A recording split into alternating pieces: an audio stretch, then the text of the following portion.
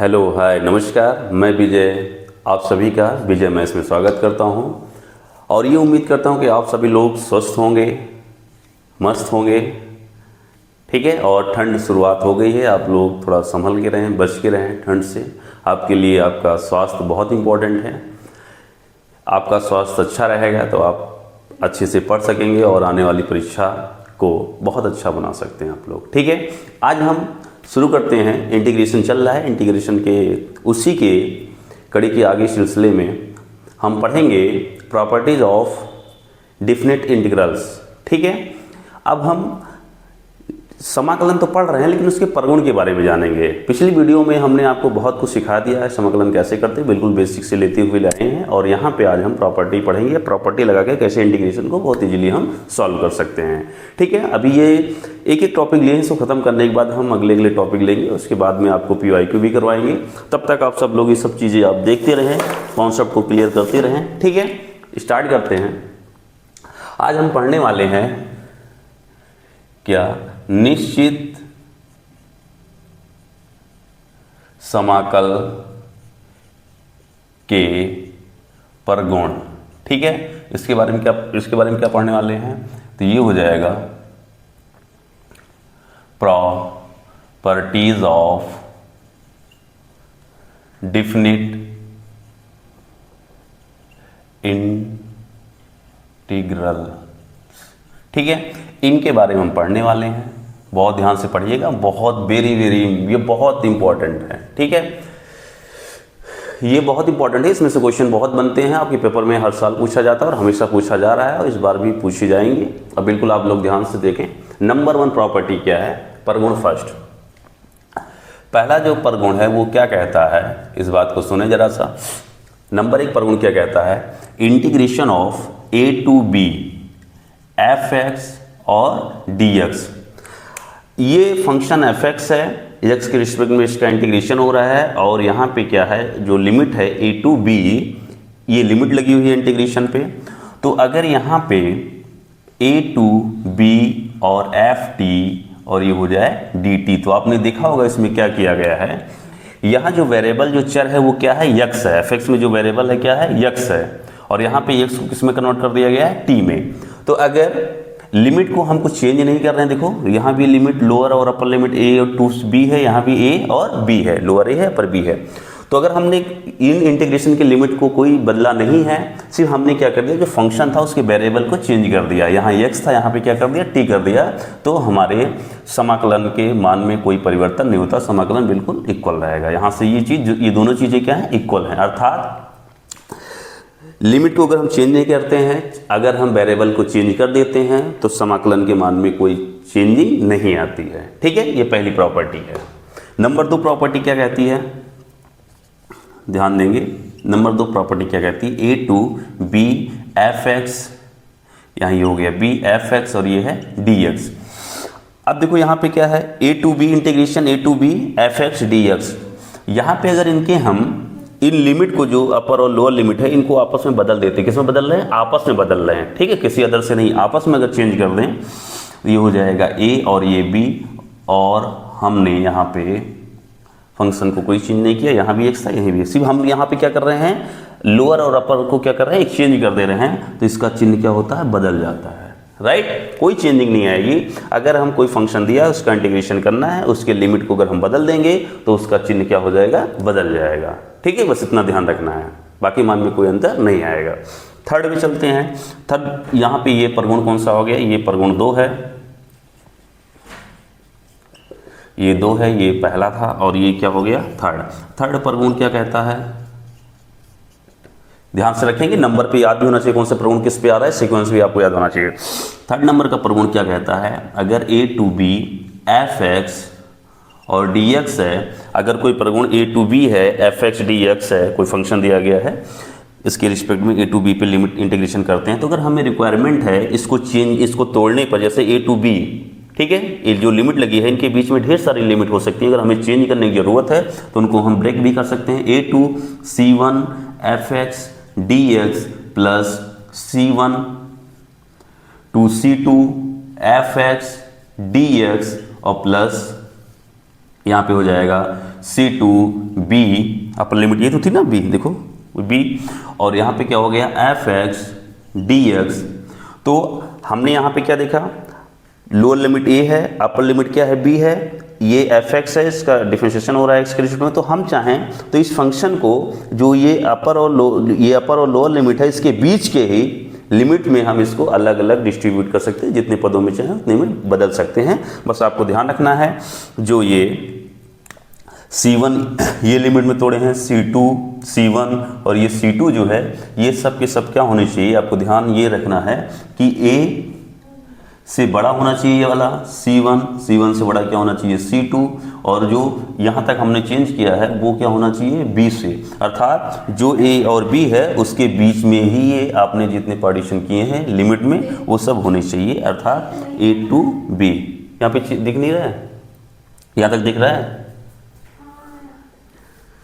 तो इसके लिए अभी ये वाली चीज, इसके लिए जो है ध्यान रखना, क्या ध्यान रखने की बात है आपको यहाँ पे, ये A से क्या हो, A छोटा होगा किससे, इस वाली लिमिट से C1 से, और C1 छोटा होगा किससे C2 से, और C2 जो छोटा होगा जो अपर लिमिट B है उससे।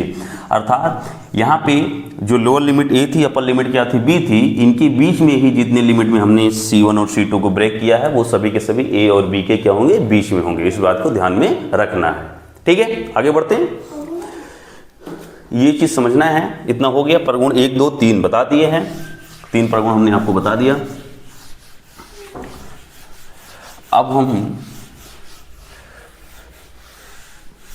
पढ़ते हैं प्रगुण कौन सा, 4। बहुत इंपॉर्टेंट है, ये बहुत आता है। ठीक है, आपको क्या ध्यान रखना है, इंटीग्रेशन ऑफ 0 to A। अब देखो यहाँ पे लोअर लिमिट हमेशा होगी 0, अपर लिमिट A, इस फॉर्म में अगर होगी और कोई फंक्शन ये fx और ये dx है तो यहाँ पे कौन सा प्रगुण लगाएंगे, 4। तो प्रगुण 4 देखो क्या हो जाएगा, प्रगुण 4 में ये हो जाएगा 0 to A। प्रगुण 4 यही होता है क्या, fx अपर लिमिट से, जो ये अपर लिमिट है इसमें से जो फंक्शन दिया गया है इसका जो वेरिएबल होता है उसको माइनस करके लिख देते हैं। तो ये हो जाएगा अपर लिमिट देखो क्या है A, और यहाँ वेरिएबल क्या है x है, तो a माइनस एक्स हो जाएगा फंक्शन में, जहां जहां x रहेगा वो अपर लिमिट से घटा के लिख देंगे। ठीक है, माइनस करके लिख देंगे, और ये हो जाएगा fx। यही प्रगुण कौन सा है, प्रगुण 4 है। इसको ध्यान रखेंगे, सबसे ज्यादा यूज होता है। ठीक है, अब बात करोगा प्रगुण 5। अगर हम बात करते हैं यहाँ पे तो प्रगुण 5 क्या होगा, देखो प्रगुण 5 जो है वो क्या होगा, integration of -a to a, और यहाँ पे fx dx। ठीक है, तो इसके 2 वैल्यू होंगे, ध्यान रखना। यहाँ पे जो a है और ये जो a है सेम है, देखो न्यूमेरिक वैल्यू जो है a वो सेम है, सिर्फ इसका जो साइन है वो माइनस में है, यहाँ पे प्लस में है। इस बात को ध्यान रखना, सेम होना चाहिए a to a। तो ये 2 टाइम्स, देखो क्या क्या होगा, ये 2 टाइम्स हो जाएगा इंटीग्रेशन 0 to a। देखो यहाँ पे क्या हो जाएगा, ये 2 टाइम्स हो जाएगा इंटीग्रेशन 0, या लोअर लिमिट 0 बन जाएगी, अपर लिमिट जो इसकी अपर है वही रहेगी, और यहाँ पे क्या हो जाएगा ये fx, और ये हो जाएगा dx। लेकिन ये कब होगा, जब f माइनस एक्स बराबर क्या मिलेगा, हमें fx मिलेगा। ठीक है, इस बात को आपको ध्यान रखना है। और इसकी वैल्यू एक और आएगी, वो आएगी 0, और ये 0 कब आएगी, जब f माइनस एक्स बराबर हमें यहाँ पे क्या मिल जाएगा, माइनस fx मिलेगा। ठीक है, अर्थात यहाँ पे अगर हम बोलते हैं ये क्या होगा, ये जो फंक्शन होगा ये सम है, सम, और ये क्या है, विषम। अब इसको हम समझा देते हैं आपको, सम और विषम कैसे। तो इतना ध्यान रखना है कि अगर ये fx जो होगा, fx सम होगा तो इतने की वैल्यू क्या आएगी, इतना, और अगर fx जो है विषम होगा तो इसकी वैल्यू क्या आ जाएगी, 0 आ जाएगी। अब देखो इसका मतलब कैसे, जो fx दिया रहेगा उसी में हम x की जगह पे माइनस एक्स रखेंगे, अगर उसका मान fx यहाँ जो रहेगा वही आ जाएगा तो वो सम होगा, और अगर fx में x की जगह माइनस एक्स रखेंगे और उसका मान माइनस fx आएगा तो वो विषम हो जाएगा। देख लो, जैसे अगर हम fx बराबर लेते हैं, यहाँ पे क्या ले लिया हमने, साइन x ले लिया, साइन x। अब x में क्या रखेंगे, हम माइनस रख देते हैं, माइनस एक्स, एक्स जगह पे रखते हैं माइनस एक्स, तो यहाँ हो जाएगा साइन, और ये हो जाएगा माइनस एक्स। क्लियर। अब देखो इसका जो मान आएगा यहाँ पे क्या हो जाएगा, साइन माइनस एक्स क्या हो जाएगा, माइनस साइन एक्स, आपको पता होगा। ठीक है, और ये देखो माइनस, और साइन एक्स क्या था, देखो साइन एक्स क्या था, fx था। तो आपने क्या देखा यहाँ पे f माइनस एक्स और यहाँ पे हो गया f माइनस एक्स। तो आपने देखा f माइनस एक्स बराबर क्या हो गया माइनस एफ एक्स। तो यहाँ पे अगर इस रूप का आ जाएगा तो देखो इस रूप का आया तो अर्थात इसका रिजल्ट जो आएगा एफ एक्स में, एफ एक्स की वैल्यू अगर साइन एक्स हो जाएगी तो इसका जो मान आ जाएगा वो क्या आएगा 0। अर्थात यहाँ पे जो एफ एक्स है वो क्या है विषम है, ठीक है, ऑड है। क्लियर? आगे बढ़े, अब आपको आगे बताते हैं। इसी में देखो जरा, हम एफ एक्स बराबर अगर क्या ले लेते हैं कॉस एक्स, क्या ले लेंगे कॉस एक्स। अब इसमें हम क्या रखते हैं एक्स की जगह पे माइनस एक्स रखते हैं, तो यहाँ पे क्या हो जाएगा कॉस एक्स की जगह पे माइनस एक्स आएगा। कॉस माइनस एक्स क्या होता है कॉस एक्स ही होता है। और ये कॉस एक्स देखो क्या था यहाँ पे कॉस एक्स के बराबर था एफ एक्स के बराबर था, तो ये हो जाएगा एफ एक्स। तो आपने देख लिया f माइनस एक्स बराबर क्या मिल गया एफ एक्स मिल गया। तो जब ऐसा मिलेगा तो ये फंक्शन क्या हो जाएगा सम हो जाएगा, तो इसकी वैल्यू क्या आ जाएगी 2 टाइम्स हो जाएगी इंटीग्रेशन और लोअर लिमिट 0 अपर लिमिट आ जाएगा, एफ एक्स जो ये रहेगा उसी के साथ आ जाएगा। ठीक है, तो ये वाला जो अब यहाँ पे जो ये है ये क्या है यहाँ पे सम है, अर्थात ये क्या है इवन है। ठीक है, इस बात को ध्यान रखना, अगर एफ एक्स ऑड होगा तो उसका रिजल्ट इस रूप में अगर होगा तो उसका रिजल्ट 0 आएगा, सम होगा इवन होगा तो इसका ये आएगा। ये प्रगुण कौन सा 5। ठीक, अब आगे बढ़ते हैं। इसमें देखते चलें आप लोग। एक अब प्रगुण हम बात करते हैं प्रगुण 6। प्रगुण क्या है 6। तो प्रगुण 6 में क्या है ध्यान रखना। ठीक, यहां पे लोअर लिमिट तो 0 होगी, अपर लिमिट होगी 2 टाइम, ए का 2 टाइम होगा। तो ध्यान रखना जो भी होगा वो 2 टाइम में होगा। तो ये 2 टाइम होगा, लोअर लिमिट क्या होगी 0। तो यहाँ पे अगर ये एफ एक्स है और ये क्या है डी एक्स, तो इसके भी यहाँ पे 2 मान आएंगे। एक मान आएगा 2 टाइम्स हो जाएगा और 0 टू क्या हो जाएगा ए।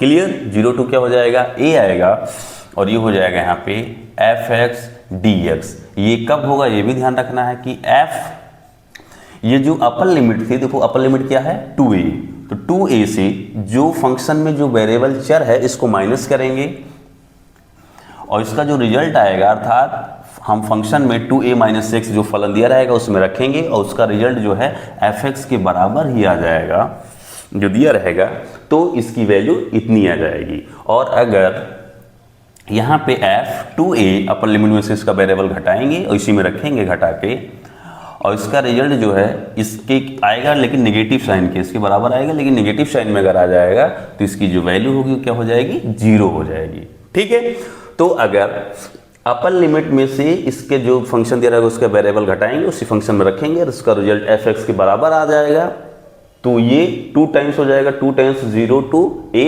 F X D X. और अगर फंक्शन में अपर लिमिट से इस वेरिएबल को घटाएंगे उसका मान माइनस एफ एक्स आ जाएगा, तो इसकी जो वैल्यू आएगी वो क्या आ जाएगी 0 आ जाएगी। ठीक है, क्लियर। अब देखो जैसे हम फिर समझा देते हैं। यहाँ पे एफ एक्स बराबर हम ले लेते हैं यहाँ पे साइन एक्स, क्या ले लिया साइन एक्स। ठीक है, यहाँ पे हमने ले लिया साइन एक्स। अब देखो जरा सा हम तुम्हें समझाते हैं, जैसे यहाँ पे ले लेते हैं साइन एक्स। अब x की जगह पे हम लिख देते हैं 2 pi minus x, 2 pi minus x यहाँ रखेंगे तो ये हो जाएगा साइन 2 पाई माइनस एक्स। तो आप जानते हैं साइन 2 पाई माइनस एक्स जो है ये कितना हो जाएगा 2 पाई माइनस एक्स होता है, ये हो जाएगा माइनस साइन एक्स आएगा। ठीक है, कोऑर्डिनेट यहाँ पे ट्रिग्नोमेट्री हम पढ़ा रहे हैं, जिसको ना समझ में आए वो जाके 10th वाली क्लास में देख सकता है। अर्थात आपने देख लिया 2 पाई माइनस एक्स बराबर क्या हो गया minus F x minus sign x, और साइन एक्स को आपने क्या माना था देखो जरा सा एफ एक्स था, तो ये आ जाएगा माइनस एफ एक्स। तो आपने यहाँ पे देख लिया 2 पाई माइनस एक्स। ठीक है, अगर यहाँ पे 2a बराबर अगर 2 पाई होता तो आपने देख लिया अगर इसमें रख रहे हैं हम तो 2 पाई माइनस एक्स बराबर क्या मिल गया हमें माइनस एफ एक्स मिल गया। तो अर्थात अगर 2a की जगह पे 2 पाई होता तो हमारा जो फंक्शन होता है ये वाला होता ना, इसकी वैल्यू कितनी हो जाती 0 हो जाती अगर एफ एक्स बराबर साइन एक्स होता। यहीं पे अगर हम एफ एक्स बराबर इसमें जो एफ एक्स है इसका मान ले लें, इसमें क्या ले लेते हैं कॉस एक्स। अब इसमें अगर हम यहाँ पे घटा देते हैं 2 पाई माइनस एक्स, तो यहाँ पे क्या आ जाएगा कॉस, इसका जो मान आएगा ये हो जाएगा 2 पाई और ये देखो x यहाँ पे 2 पाई माइनस 6 रख रहे हैं, इधर भी रख देंगे तो ये हो जाएगा इतना। अब cos 2 पाई माइनस 6 क्या होता है, cos x होता है। क्या होता है, cos x। तो अर्थात ये हो जाएगा 2 पाई माइनस x, और ये देखो किसके बराबर है, देखो यहाँ पे जरा सा fx के, तो ये हो जाएगा fx। तो अर्थात हो जाएगा 2 पाई माइनस x। अगर ये कंडीशन को फुलफिल कर रहा है तो अगर ये 2 एक ही जगह पे 2 पाई होता और fx जगह पे cos x अगर यहाँ होता तो इसकी जो वैल्यू आती है ये 2 टाइम्स इतना हो जाता। क्लियर, अब समझ गए कैसे क्या मान है। आगे बढ़ते हैं, ये परगुण क्या हो गया 6। अब हम परगुण पढ़ते हैं किसकी तरफ। अगर आप लोग बोलेंगे तो इसको मैं प्रूफ भी करा दूंगा, लेकिन आप लोग समझने के लिए तैयार तो रहें पहले। हम इसीलिए नहीं बता रहे हैं क्योंकि आपको हम बताएंगे तो हो सकता है आपको लगे कि मास्टर क्या बता रहा है। तो ये हो जाएगा 7 में क्या हो जाएगा, परगुण 7 क्या कहता है, इंटीग्रेशन a to b, और यहाँ पे क्या है fx dx। तो परगुण 7 क्या बोलता है, a to b तो ये रहेगा, ठीक है। बस यहाँ क्या हो जाएगा, fx में ये लोअर और अपर लिमिट को ऐड करके a प्लस बी, और इसमें जो वेरिएबल है उसको क्या कर देंगे, माइनस कर देंगे, और ये हो जाएगा dx। तो ये जो है परगुण क्या हो जाएगा, 7 हो जाएगा। तो ये 7 परगुण है, 7 प्रॉपर्टीज हैं। इंटीग्रेशन को सॉल्व कर लेंगे, डिफिनिट इंटीग्रेशन को। तो अब इतनी चीज़ें आपको ध्यान में होनी चाहिए, ठीक है। अब हम कुछ इस पे बेस्ड क्वेश्चन को लेते हैं, कुछ प्रॉब्लम आज सॉल्व कराएंगे, बाकी कल कुछ करा देंगे, ठीक है। तो आज हम कुछ लेते हैं इस पे, देखो जरा सा यहाँ पे क्या लेते हैं। आज हम कुछ प्रॉब्लम को सॉल्व करते हैं।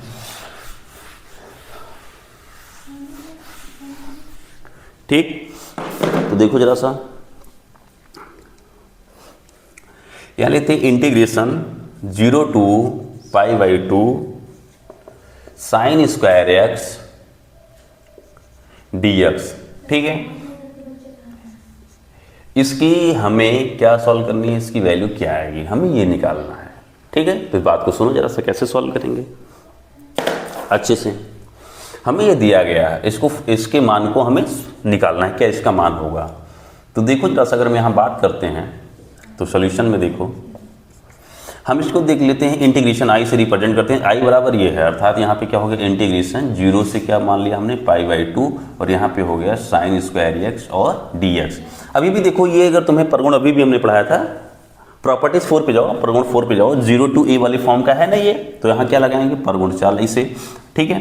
तो यहाँ पे क्या लगाएंगे, हम लिख दे रहे हैं परगुण क्या लगा देंगे 4, ठीक है, ऐसे लिखेंगे। अगर हम प्रॉपर्टी 4 लगाएंगे तो ये हो जाएगा i। अब यहाँ क्या हो जाएगा, 0 से π/2।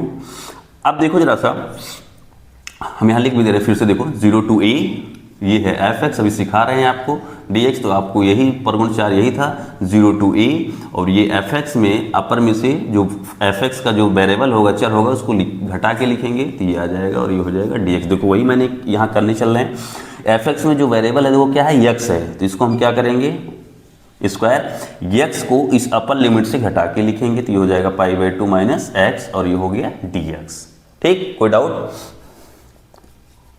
तो ये हो जाएगा 0 से कितना हो गया, π/2, और साइन π/2 माइनस x क्या होता है, cos x। साइन π/2 ये माइनस x क्या होता है, cos x होता है। लेकिन यहाँ पे क्या लगा, स्क्वायर लगा है, तो ये हो जाएगा cos स्क्वायर x, और ये हो गया dx। अब आप इसे एक काम करते हैं, इसे इक्वेशन 1 मान लेते हैं, इससे इक्वेशन क्या मान लेंगे, 2, ठीक है। अब यहाँ पे हम दोनों को क्या करेंगे, ऐड कर लेंगे, ठीक है। ऐड करेंगे तो यहाँ लिख देंगे फर्स्ट एंड कितने से, सेकेंड से, ठीक। दोनों को ऐड कर लेते हैं, दोनों को ऐड, बच्चे देखो इधर दिख रहे हैं, ऐड कर लेंगे तो यहाँ पे क्या आएगा, देखो इसको ऐड कर रहे हैं, इसको और इसको। तो इधर देखो इक्वल के इधर बाएं साइड में i है, यहाँ i, तो ये क्या हो जाएगा 2i, और यहाँ पे क्या हो जाएगा, पहले इसको लिखेंगे तो ये हो जाएगा 0 से क्या हो जाएगा π/2 sine square x dx, plus इसको जब देखो राइट साइड को राइट वाली राइट को जोड़ लेंगे, लेफ्ट वाले लेफ्ट, इधर उधर जोड़ दिया तो क्या हो गया 2i, और इसका जो राइट साइड का है ये है, और इसके राइट साइड का जो इक्वेशन 2 है इसका ये है। तो ये हो जाएगा यहाँ पे 0 से क्या आ जाएगा π/2, और यहाँ पे हो जाएगा cos स्क्वायर x, और ये हो जाएगा dx, ठीक है। अब देखो यहाँ पे इंटीग्रेशन, इतना इंटीग्रेशन यहाँ 0 to π/2, 0 to π/2, इसको हम कैसे लिख सकते हैं, इसके आगे देखो जरा सा, यहाँ बाई साइड में क्या आ गया, 2i आ गया है। अब इधर देखो राइट साइड वाला, ये 0 से 2 π/2, इसे हम क्या करते हैं, इसको ऐसे लिख सकते हैं 0 से π/2, ठीक। और देखो dx यहाँ है, dx यहाँ है, उसको हम यहाँ पे कॉमन ले लेते हैं, तो ये हो गया dx। और इंटीग्रेशन 0 से π/2 इसको भी इधर कर लिया हमने, तो यहाँ क्या बचा sin स्क्वायर x प्लस में क्या बचा यहाँ पे cos स्क्वायर x। अब देखो अगर इस पे इंटीग्रेशन ऑपरेट करेंगे और dx लगाएंगे तो ये मिल जाएगा, ये इंटीग्रेशन इस पे ऑपरेट करेंगे dx लगाएंगे तो ये मिल जाएगा। कोई डाउट? जैसे हम जोड़ते हैं तो इसको हम ऐसे भी लिख दिया। अब ये देखो क्या होता है sin square x plus cos square x की वैल्यू कितनी होती है 1 होती है, तो ये हो जाएगा 0 से कितना हो जाएगा π/2 और यहाँ आ गया 1 और ये हो गया dx, ये हो गया 2π। ठीक है, प्रॉपर्टी 4 लगाया था यहाँ पे, ध्यान रखना है अपना। अब देखो 1 का जब इंटीग्रेशन करते हैं x के रिस्पेक्ट में, इसकी वैल्यू कितनी आएगी x। अब अपर लिमिट कितनी है π/2, लोअर लिमिट कितनी है 0, तो ये हो गया 2i और 2i बराबर क्या है, अपर लिमिट लगा दो तो यहाँ हो जाएगा π/2 और ये हो जाएगा लोअर जब लगाएंगे तो -0, तो इसकी वैल्यू कितनी आ जाएगी π/2। ठीक है, अब देखो जरा सा ये 2 जब इधर जाएगा, यहाँ पे क्या हो गया π/2, ये 2 जब इधर जाएगा तो इसके हर में क्या हो जाएगा गुणा हो जाएगा होगा, और यहाँ हो जाएगा i, तो अर्थात i इक्वल टू कितना हो जाएगा ये π/4। ठीक है, और i की वैल्यू क्या थी, i का मतलब यही तो था, i यही तो माना गया था, देखो यही तो माना गया था, अर्थात इतने की वैल्यू कितनी आ गई π/4 आ गया। क्लियर, समझ आ गया होगा? तो लाइक और सब्सक्राइब करते रहें बच्चे, आप ही के लिए है, आप लाइक और सब्सक्राइब करते हैं, शेयर करते रहें लोगों को, तो इससे हम थोड़ा सा मोटिवेट होते हैं और हमें अच्छा लगता है कि आप लोग को अच्छा लग रहा है, तो और मेहनत करने का दिल करता है कि हम आप लोगों को और पढ़ाएं। ठीक है, और बहुत जल्दी से जल्दी जितनी ऑडियंस इस पे आएगी, कुछ समय में हम लाइव लेने वाले हैं, PIQ को लाइव पढ़ाएंगे आपको। ठीक है, अब जैसे देखो ये क्या है -π/2 से π/2 और ये x cos x और ये dx, इसकी वैल्यू पूछ रहा है। तो देखो बच्चे अभी हमने आपको ये पढ़ाया था, प्रॉपर्टी क्या पढ़ाया था, ये वाली प्रॉपर्टी -2a से a, ये है fx और ये dx, फिर से लिख दे रहे हैं। अब इसको 2 टाइम्स होता है 0 to a, ये हो जाएगा f, यहाँ पे क्या आ जाएगा x और ये dx, ये क्या होगा जब f माइनस एक्स बराबर क्या होता है fx होता है, और ये 0 आ जाएगा, f माइनस एक्स बराबर क्या हो जाएगा, यहाँ पे आ जाएगा ये -fx हो जाएगा। ठीक है, तो देखो जरा सा, ठीक, इसको आपने पढ़ा, और ये कौन सा परगुण है, ये 5 नंबर का परगुण है। कितने नंबर का, 5 नंबर का। तो देखो जरा सा, इसको हम सॉल्व करते हैं। यहाँ पे इसको अगर हम सॉल्व करते हैं इसको, तो i से रिप्रेजेंट कर दिया इसको। ठीक, अब देखो यहाँ पे अगर हम बात करते हैं तो जहाँ a था वहाँ देखो क्या है, माइनस है, देखो यहाँ पे a था, यहाँ भी क्या है a है, तो a की जगह π/2, यहाँ भी π/2, देखो सेम है, और यहाँ नेगेटिव है। ठीक है, इसीलिए हमें पता चल रहा है कि परगुण 5 लगाएंगे।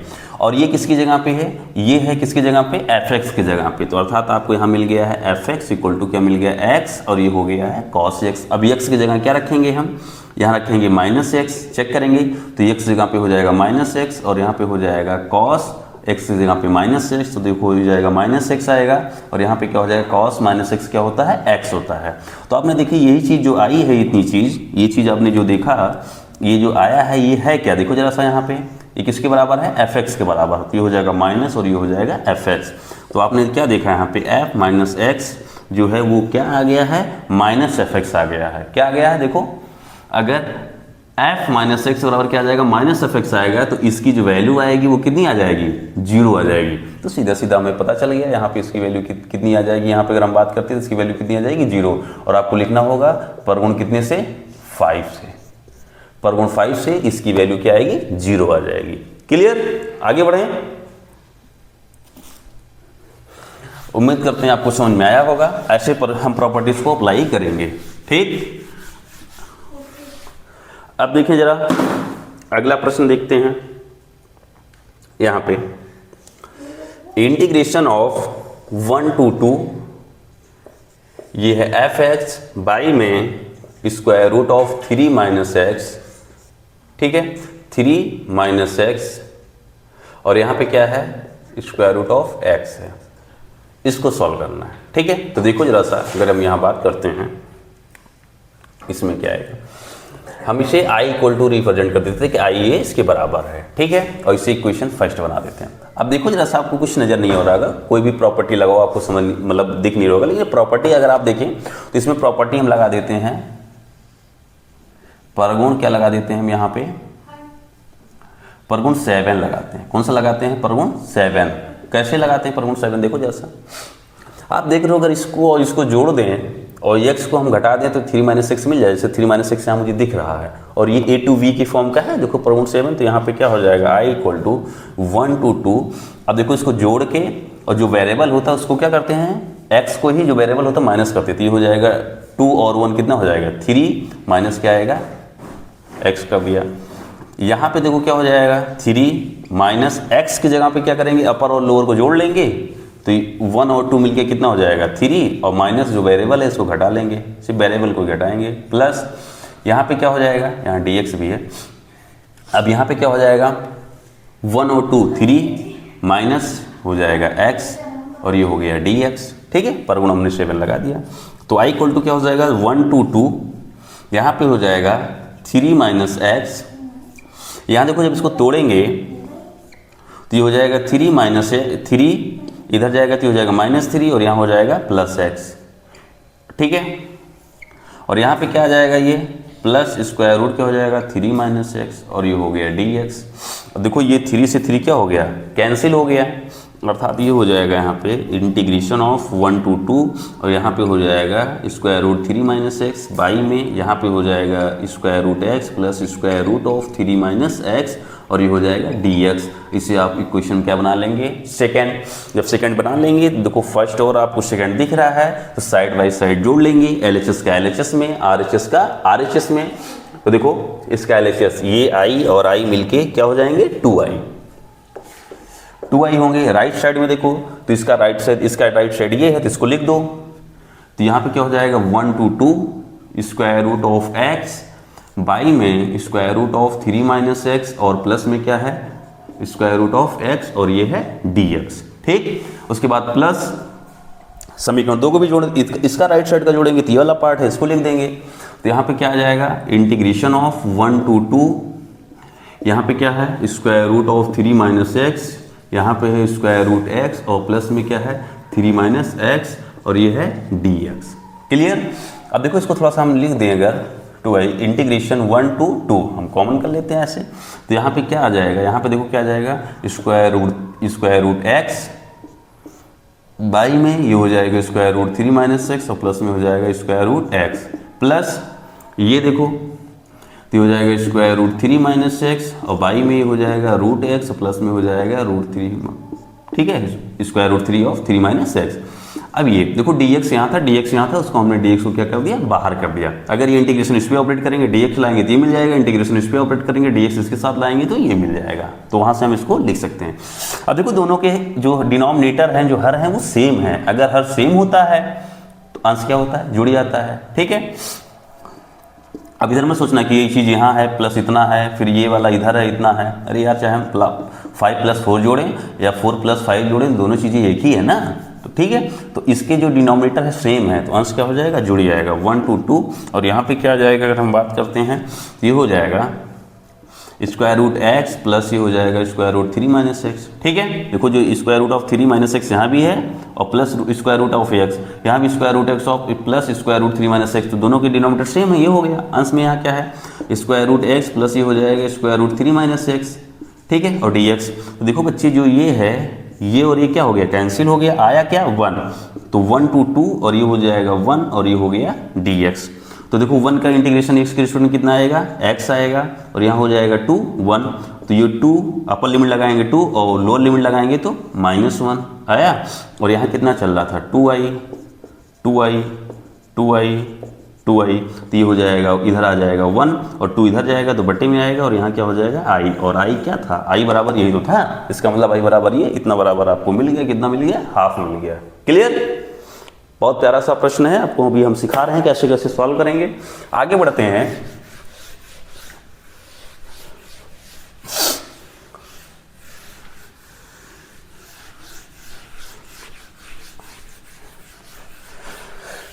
समझ आ रहा है आप लोगों को, बहुत अच्छे से उम्मीद कर सकते हैं हम। ठीक है, आगे लेते हैं इसी पे, यहाँ पे ध्यान रखना, इंटीग्रेशन ऑफ 0 से π/2, ठीक, square root of sine x by में square root of sine x plus में स्क्वायर रूट ऑफ क्या हो जाएगा कॉस एक्स, और ये हो जाएगा dx। तो आपको दिख रहा होगा 0 से π/, क्या है 2, अर्थात 0 to a, प्रॉपर्टी कौन सा 4 पर गुण 4। तो इसको हम i इक्वल टू डिफाइन कर लेते हैं, i बराबर इतना है, इसे इक्वेशन क्या मान लेते हैं फर्स्ट। ठीक है, अब यहाँ पे कौन सा प्रॉपर्टी लगाएंगे, तो आपको लिखना पड़ेगा परगुण क्या लगा दिए हमने 4। ठीक है, परगुण 4 अगर हमने लगा दिया है तो यहाँ पे क्या हो जाएगा i इक्वल टू 0 to क्या हो जाएगा π/2, परगुण 4 लगाते हैं तो अपर ये रहेगी लिमिट, यही सिर्फ अपर में से क्या करेंगे, इसमें जो वेरिएबल फंक्शन में जो वेरिएबल होता है उसको माइनस करते हैं। तो बहुत लोग यही गलती करते हैं, सीख लें यहाँ पे साइन और x की जगह पे क्या हो जाएगा अपर में से x को घटाएंगे तो हो जाएगा π/2 माइनस एक्स। ठीक है, ऐसे यहाँ पे हो जाएगा, यहाँ पे क्या हो जाएगा साइन, अपर में क्या है π/2 है और माइनस में इसका वेरिएबल क्या है x है, प्लस स्क्वायर रूट ऑफ ये हो जाएगा कॉस, x की जगह क्या हो जाएगा π/2 माइनस एक्स, और ये हो गया dx। क्लियर? अब आप लोग देखें जरा सा, ठीक है, इसमें देखें साइन π/2 माइनस एक्स क्या होता है कॉस एक्स होता है, तो ये हो जाएगा यहाँ पे क्या हो गया कॉस एक्स, बाई में क्या हो गया ये साइन π/2 माइनस एक्स क्या हो जाएगा यहाँ पे ये आ जाएगा कॉस एक्स। ठीक है, कॉस थोड़ा अच्छे से लिख दें, cos x plus cos π/2 minus x क्या हो जाएगा स्क्वायर रूट ऑफ क्या हो जाएगा ये साइन एक्स, तो रूट में तो है ही लेकिन ये कितना आ जाएगा साइन, और ये हो गया dx। इसे इक्वेशन क्या बना लो सेकेंड। अब देखो क्या करना है, नीचे लिखेंगे आपको दिखेगा नहीं, 1 और 2 को क्या कर लेना है ऐड कर लेना है फर्स्ट प्लस सेकेंड से, तो क्या हो जाएगा फर्स्ट और सेकंड का LHS का पार्ट LHS के साथ, RHS का RHS के साथ जुड़ेगा, तो i और i मिलके क्या हो जाएंगे 2i। राइट साइड में देखो, राइट साइड में देखो फर्स्ट वाले का इतना है तो ये हो जाएगा यहाँ पे 0 to π/2, और यहाँ हो जाएगा square root of sine x by में स्क्वायर रूट ऑफ क्या हो जाएगा ये साइन एक्स प्लस में square root of cos x, और ये हो जाएगा dx। प्लस में इसको देख लो, तो इक्वेशन सेकंड का राइट साइड का ये है पार्ट, तो यहाँ पे क्या हो जाएगा 0 से π/2 square root of cos x by में यहाँ पे हो जाएगा cos x plus square root of sine x, और ये हो गया dx। तो देखो इसको फिर से लिखते हैं, 0 से क्या हो जाएगा π/2 कॉमन कर लेते हैं यहाँ से दोनों में से, तो ये हो जाएगा साइन एक्स, यहाँ जाएगा square root of sine x, यहाँ हो जाएगा square root of sine x plus square root of क्या हो जाएगा कॉस एक्स, प्लस यहाँ पे देखो dx यहाँ इसको हम क्या लिख दिए बाहर, और यहाँ पे क्या आ जाएगा square root of cos x by में square root of cos x plus में स्क्वायर रूट ऑफ क्या आ जाएगा साइन एक्स। अब देखो दोनों के डिनोमिनेटर सेम है तो इसके जो नॉमिनेटर होंगे अर्थात अंश जो होगा वो क्या होगा जुड़ जाएगा, तो यहाँ पे हो जाएगा square root of sine x और प्लस में क्या हो जाएगा स्क्वायर रूट ऑफ क्या हो गया कॉस एक्स, बाई में साइन एक्स और प्लस में क्या हो गया यहाँ पे स्क्वायर रूट ऑफ क्या हो जाएगा कॉस एक्स, और ये हो गया dx। देखो ये और ये क्या है सेम है, अब बचेगा क्या 1, 0 से π/2 और ये आ जाएगा 1, ये आ जाएगा dx। तो 1 का यहाँ 1 छिपा है, 1 का क्या होगा x होता है, और अपर लिमिट कितनी है π/2 और 0। ठीक है, इधर क्या चल रहा है 2i, इधर चल रहा है 2i, यहाँ क्या चल रहा है 2i, और ये हो गया 2i। ठीक, अब देखो जरा सा यहाँ पे इसको रखेंगे तो इसका मान कितना हो जाएगा, ये हो जाएगा π/2 माइनस क्या आएगा 0, और यहाँ हो जाएगा 2i। क्लियर? तो अब देखो यहाँ π/2 बचा और ये 2 उधर जाएगा तो i बराबर कितना हो जाएगा π/ कितना आएगा 4 आ जाएगा। ठीक, π/ क्या आ गया 4 आ गया, तो i इक्वल टू क्या आएगा π/4, अर्थात i किसकी वैल्यू थी इसी की वैल्यू थी, इसी तो माना है, देखो i इसी को तो माना गया है, तो अर्थात इतना बराबर क्या आ गया π/4। और ये इंपॉर्टेंट प्रश्न है, जितने भी हमने कराए सबके सब पेपर में कई बार पूछे गए हैं। ठीक है, अब आज आप इसको रिवीजन करें, प्रॉपर्टीज को पढ़ें और इसको देखें, इस पे हम बेस्ड क्वेश्चन कल और सॉल्व करेंगे। ठीक है, कल ढेर सारे क्वेश्चन सॉल्व करेंगे इस पे। ठीक है, thank you for watching this video.